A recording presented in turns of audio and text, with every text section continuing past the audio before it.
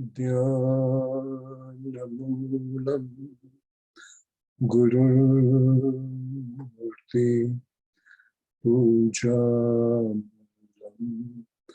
Gurupadam Mantramulam Guruvakyam Mokshamulam Guru Kripa. Om Shri Gurave Namaha. Hari Om Tat.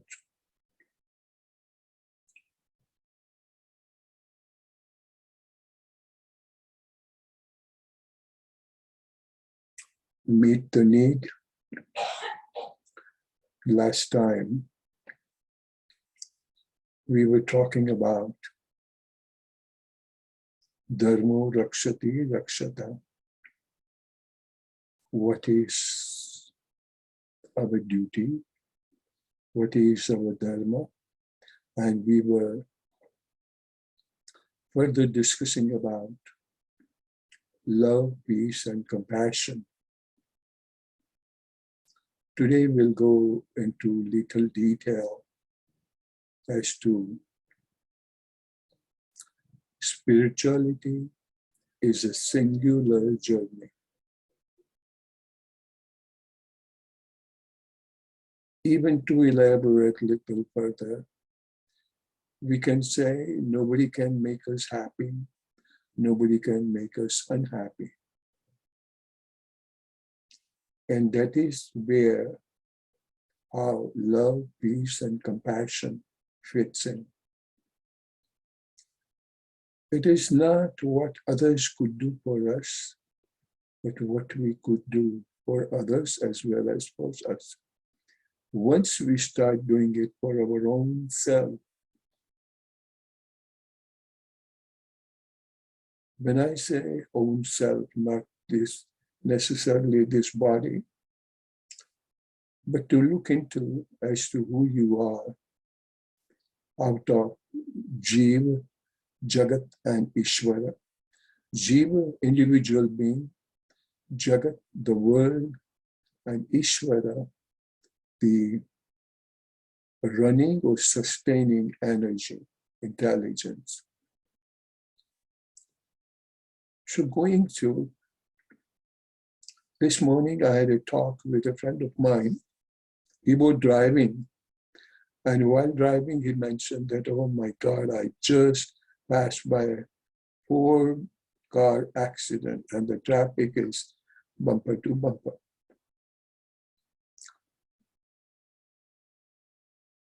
Now this, if everybody blames other people, saying that they should drive carefully, they should not do this and they should not do that.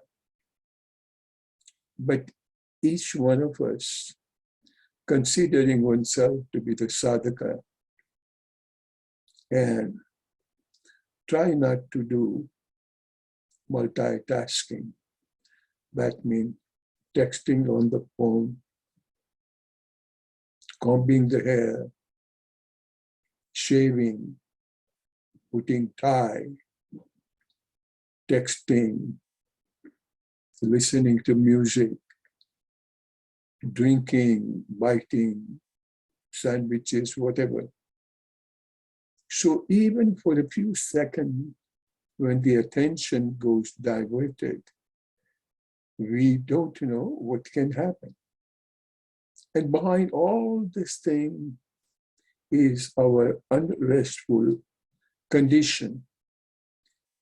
And what do you mean by unrestful condition? Later on also, I was talking to a family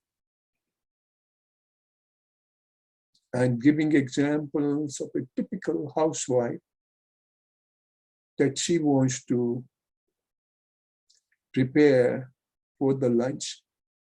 So the pressure cooker is put on the fire, and while she's preparing the pressure cooker, she's preparing for the roti or the bread, And even while preparing for the roti, her mind goes that, oh, I have to still prepare tea or coffee. So understand, her focus is in none of those. And still, one has to rush, rush, rush. And if you do the same rush, even in your spiritual practice, like taking a rosary and taking any God's name and chanting one bead at a time,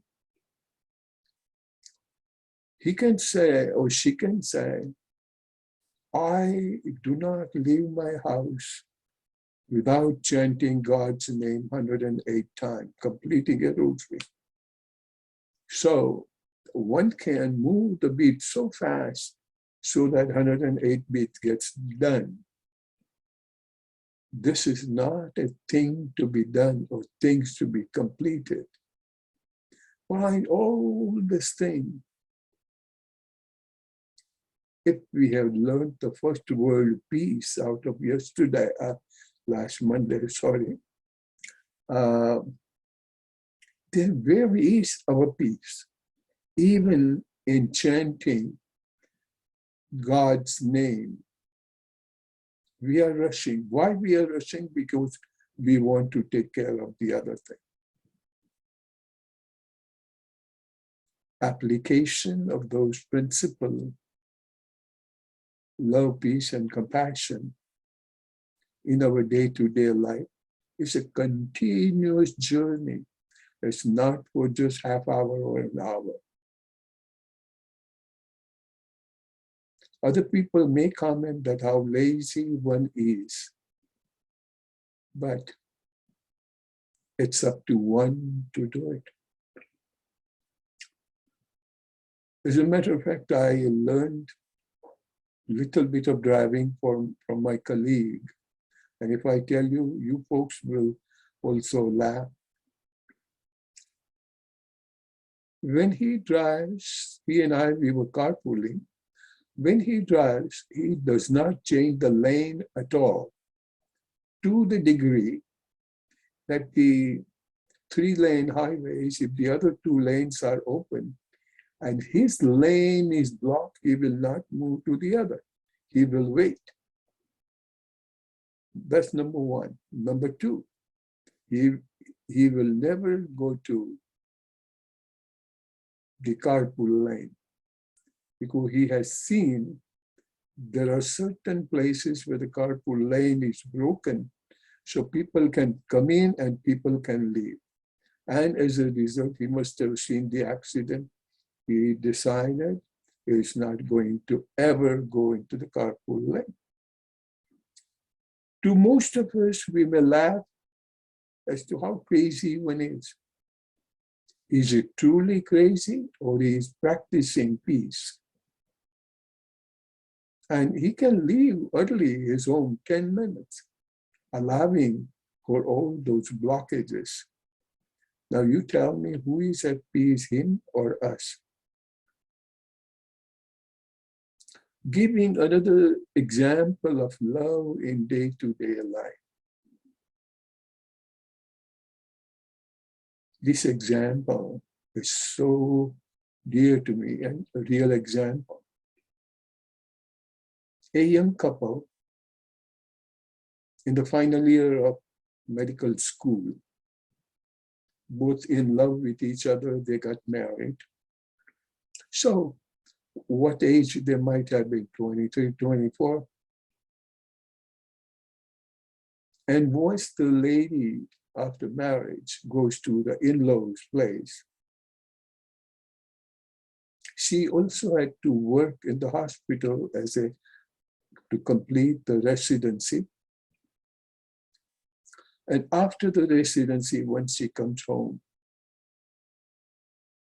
can you imagine how tired one could have been? On top of it, she's recently married to her loved one. So you can imagine what could be also her own dreams.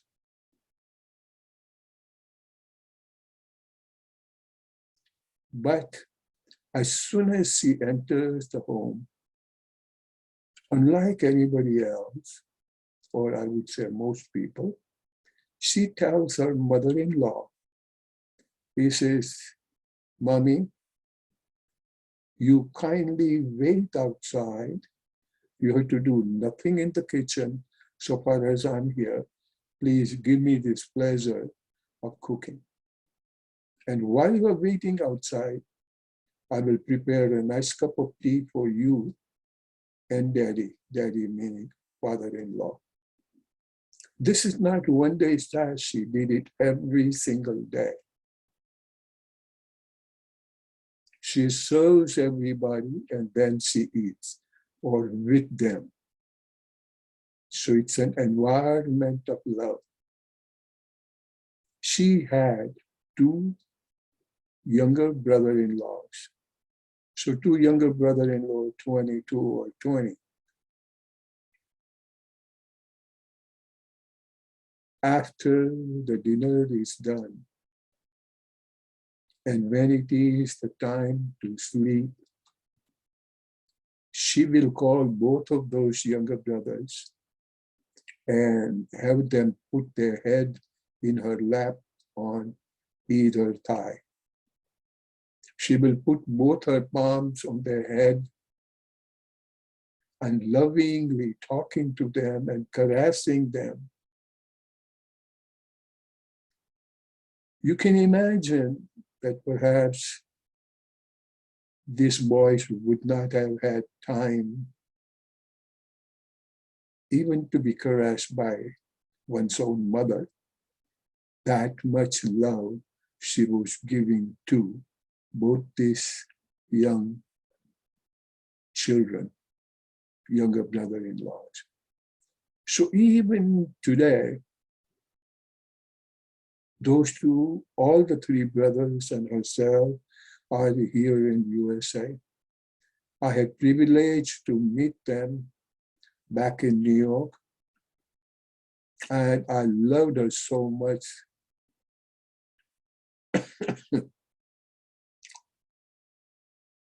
With these, and thereafter, she is married to the person of her love.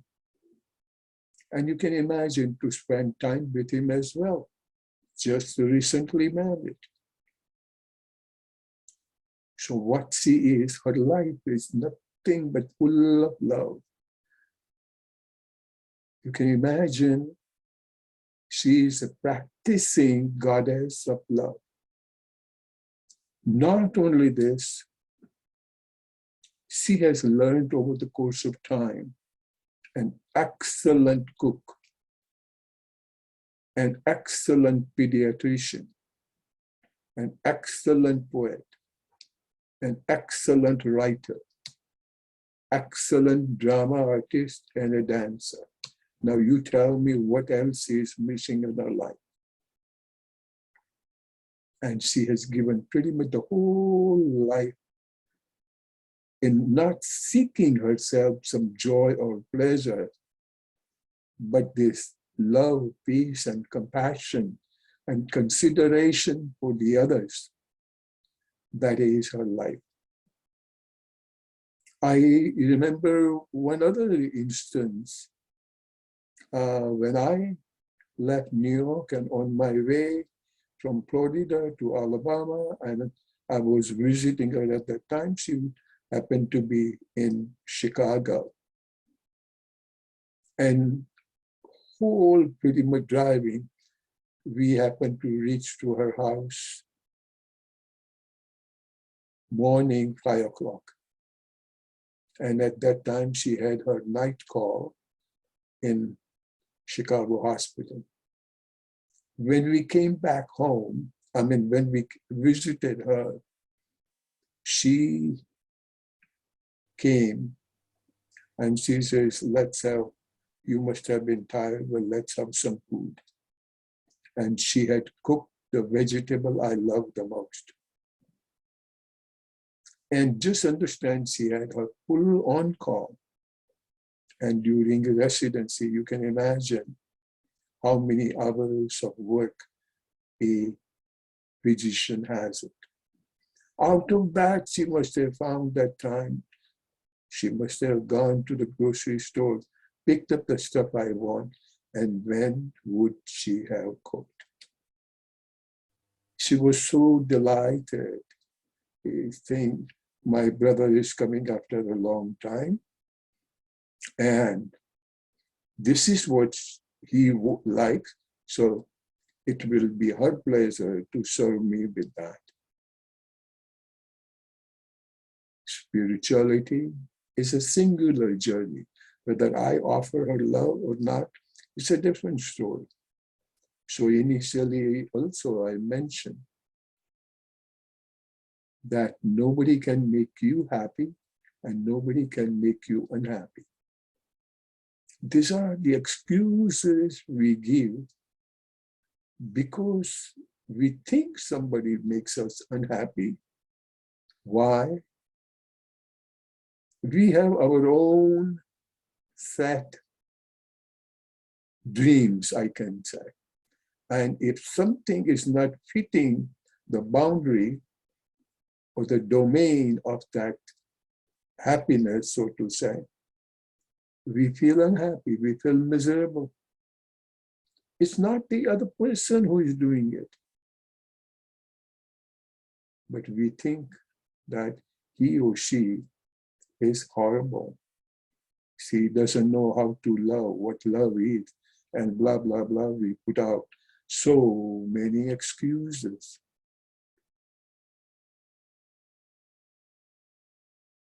Understanding in these all, if we decide to give rather than expecting to get, you receive it regardless. Because once when, understand, she requested her mother-in-law to kindly wait outside.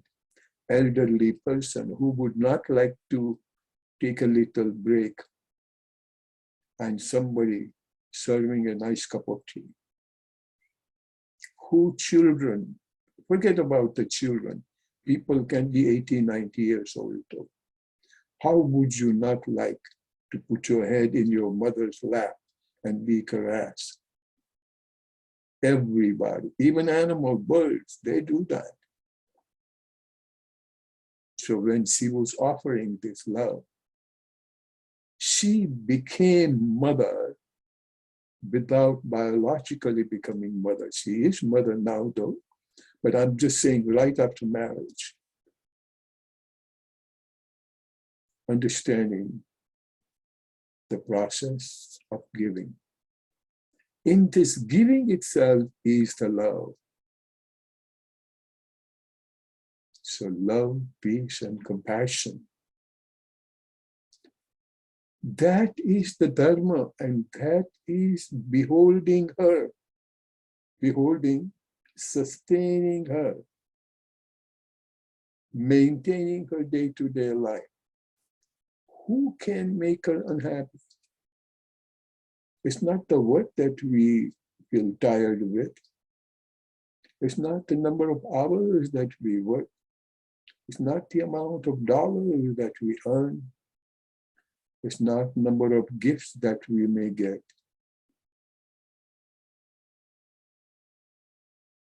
But when you love peace, peace doesn't come just simply by keeping the mouth shut. Try resorting to one or two, one activity at a time.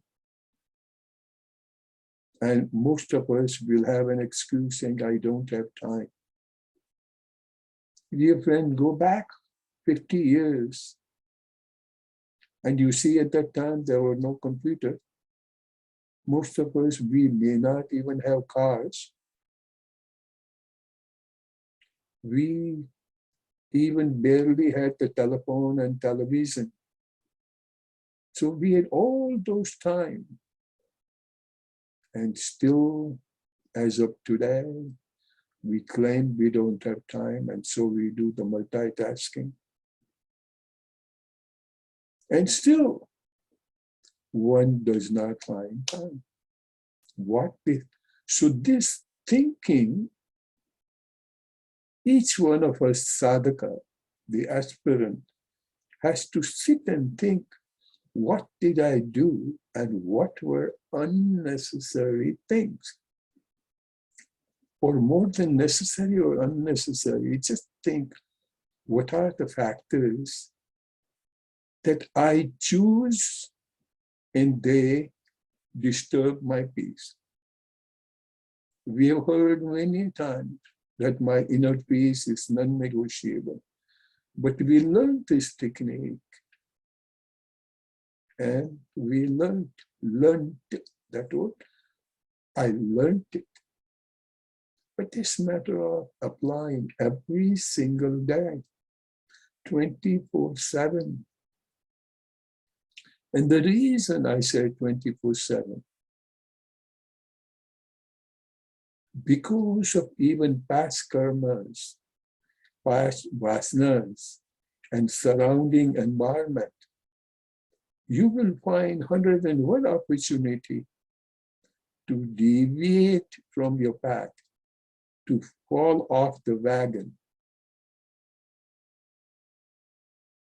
But constant reminder and constant satsang, meeting the right type of group of people,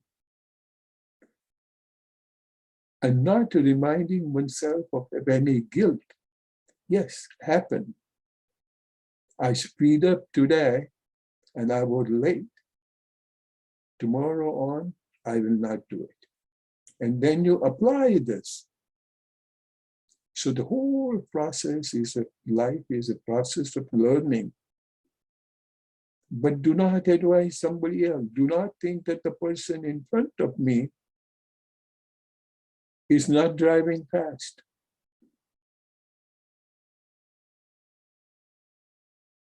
Because at that time, your peace, you do not choose to be disturbed on account of somebody. It's our choice.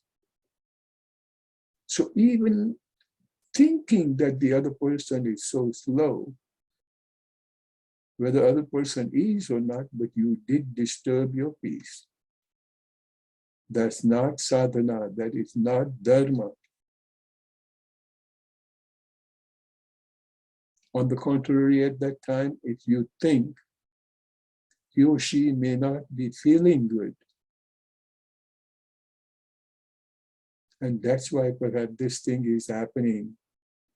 But mind you, even to one we say slow, is at the specified limit. But you want to go faster, that's why you say the other person is slow. Because you are late. And sometimes we even give a honk. Why? As soon as you honk, that shows the upper part is boiling. You are not at peace. And it is the peace, love, and compassion that beholds you. That's your fundamental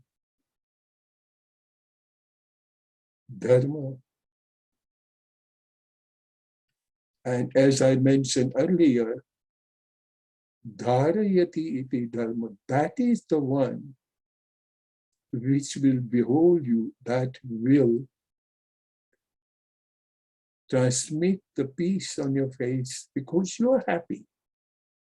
And for that, you do not have to go to heaven. And don't think that by today doing all those holy deeds, in your next birth you will go to heaven and then you will find peace. No, peace can be here today and now. And that's what the life is given to us to execute these qualities. Love, peace, and compassion. That is the dharma.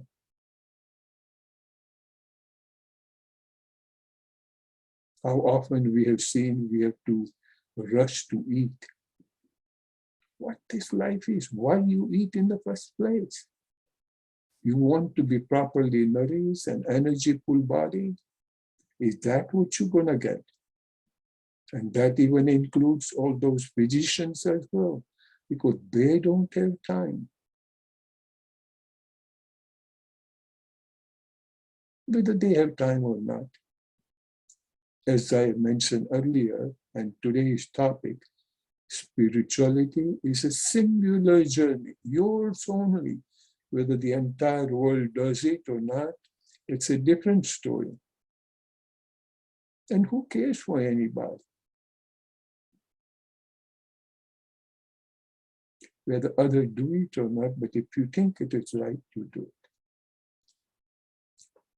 And that also reminds me of a nice little story I have heard, that why bother, nobody does.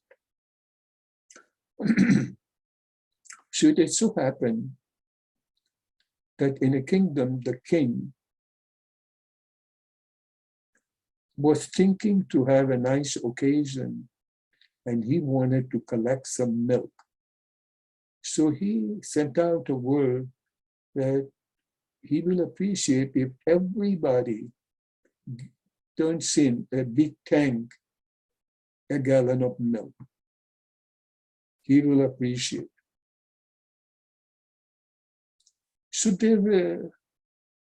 one of the fellow thought that every thousands of people are putting in a gallon of milk. If I put a gallon of water, who cares? Nobody will make the difference. Nobody will notice the difference. And he thought that nobody will notice the difference. And almost everybody thought so. So what happened? That tank was full of water and not a drop of milk. Because person does not think that this is my humble duty. More than what the king can do for them, what he or she can do to the king. And that's what President Kennedy has said. That don't think of what the government could do for you. Think what you can do for the nation, rather than what nation can do for you. So dear friends, spirituality is a singular journey. Do the best you can and work on it continuously. And instead of chanting the God's name with a full rosary, 108 or whatever number of times, even if you do just once, but do it with full heart and full awareness. That also we are learning in our yoga class, in our retreat. We are not here to do 10 or 20 Surya Namaskar. Just do it one, but do it with such a heart and love. At that time, if you think that, who must have been that yogi? Who must have been those rishis who left such a legacy of yoga shastra for us? And after these many years, we get chance to practice and keep ourselves happy. And how fortunate we are that we are in the world of computers. We don't have to go any place to learn it. Divine has made all this beautiful arrangement that we get chance to sit at home and learn and practice. That is gratitude. And how gratitude can be transformed into compassion. That by being a friend of a friend. When you feel that this opportunity is so great, why not to do anything and everything to share with the friends and let the friends also earn the same or similar benefit. Dear friends, so today we learned that spirituality is a singular journey. And starting next Monday, we'll have an opportunity to learn together Bhagavad Gita. And mind you, people may mistake it as a religious scripture, but we'll be learning together. At that time, we'll find out this is one of the most practical guide to our life, whereby we know how to behold the life with love, peace, and compassion.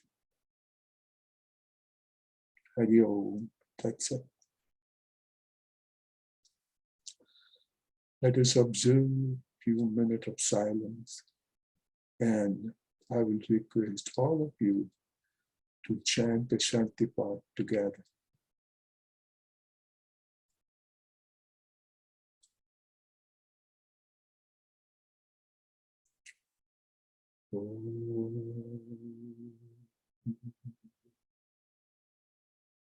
Purnamada Purnamidam Purnat Purnamudachyate Purnasya Purnamadaya Purnameva Vashishyate. Om Shanti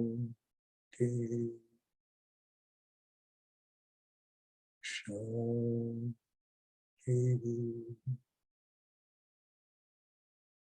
Shanti.